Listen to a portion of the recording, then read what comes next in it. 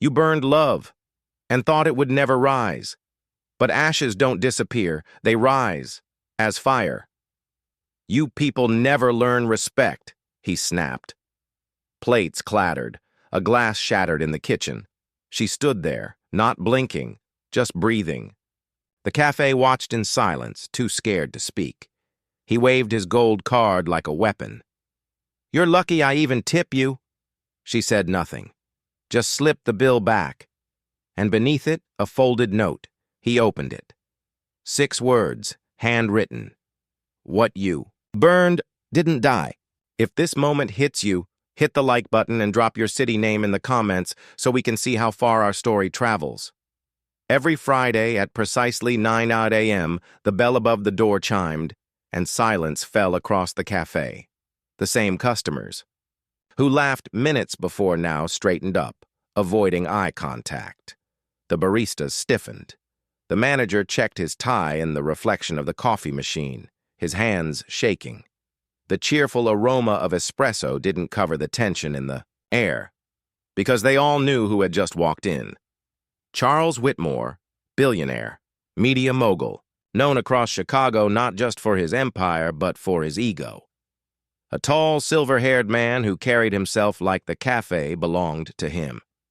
It didn't matter how packed the place was. He expected his usual table to be cleared. The mostly black staff? To him, they were invisible, or worse, targets. He'd once called a barista too dark for the daylight shift, told another she should smile more or find another job. His words didn't just sting, they scarred. But he tipped well. Too well, enough to keep complaints buried and cameras off. But Charles wasn't just cruel for sport. Beneath that tailored suit and icy stare was a rotting memory that wouldn't stay buried. Years ago, he'd been in love. Deeply.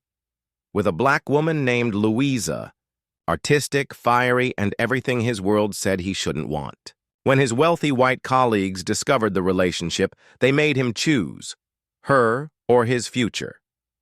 He chose ambition, and he never forgave himself. Then one rainy morning, a new waitress arrived. Her name was Amy. Quiet, composed, and graceful, in a way that unsettled him. But it wasn't just her poise. Her face was so uncannily familiar that it made his stomach drop. Charles blinked hard when he saw her for the first time, because Amy looked like Louisa. Not vaguely, eerily. When he insulted her, she didn't flinch, but she tucked something under. The receipt each time he paid his bill, a handwritten note, every week, the exact 6 chilling words, what you burned. Didn't die. The first few notes made Charles scoff. Probably a coincidence, a harmless stunt. But the second week? The same handwriting, the exact 6 words. By the third week, he wasn't sleeping.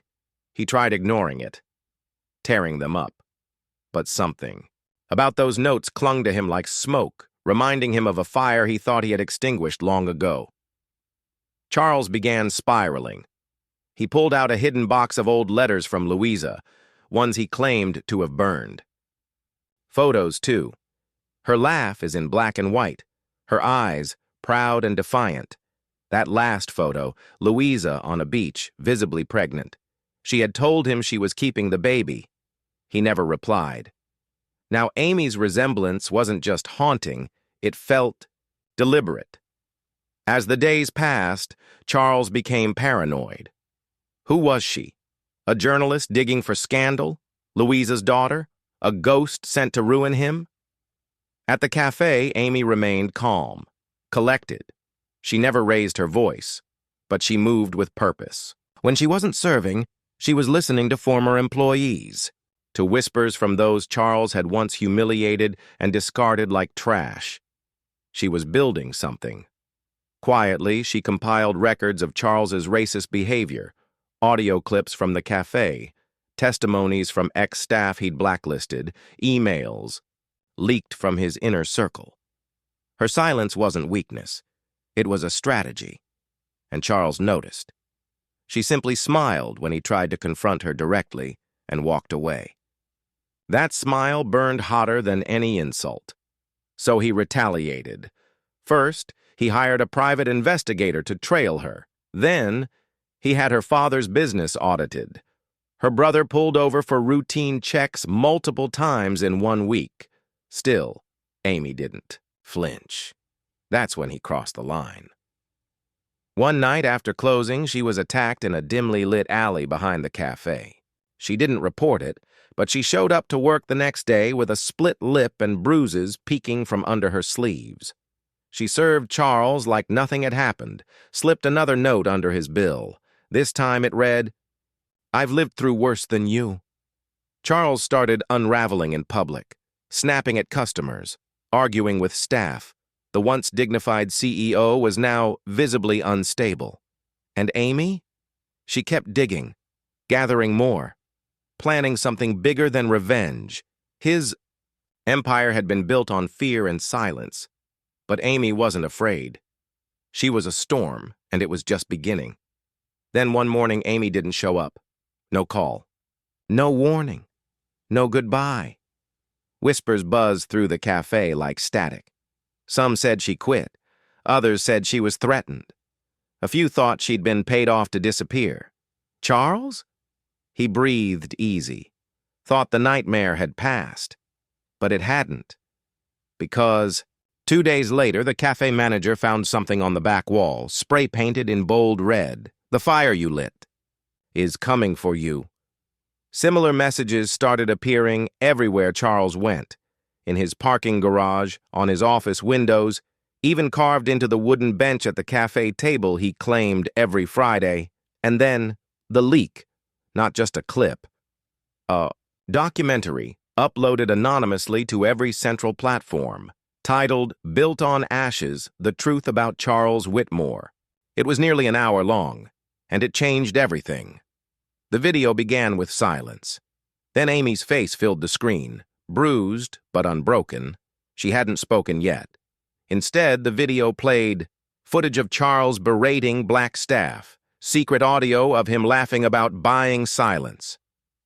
Interviews with former employees described the trauma, firings, and threats they endured, photos of Amy's injuries from the alley attack. Then came the twist, screenshots of a DNA test. Amy was Louisa's daughter, Charles's daughter. She had known the truth all along, and she hadn't wanted revenge. She wanted truth. Finally, Amy's voice, "This isn't just about me. It's about all of us.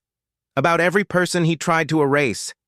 You can burn a bridge, a name, a body, but not the truth." The internet exploded. Protests formed outside Charles's office within hours. Sponsors withdrew. Board members resigned. His company dropped him overnight. Lawsuits piled up. Even his closest allies turned their backs. Charles went from feared mogul to disgraced outcast in a matter of days. The cafe? For the first time in years, it felt light. Free. Staff began smiling again. Customers applauded, but Amy never returned. No one saw her again. Just a single envelope left at the cafe counter. Inside it, a final note. "Thanks for watching. Subscribe to our channel for more powerful stories and new videos."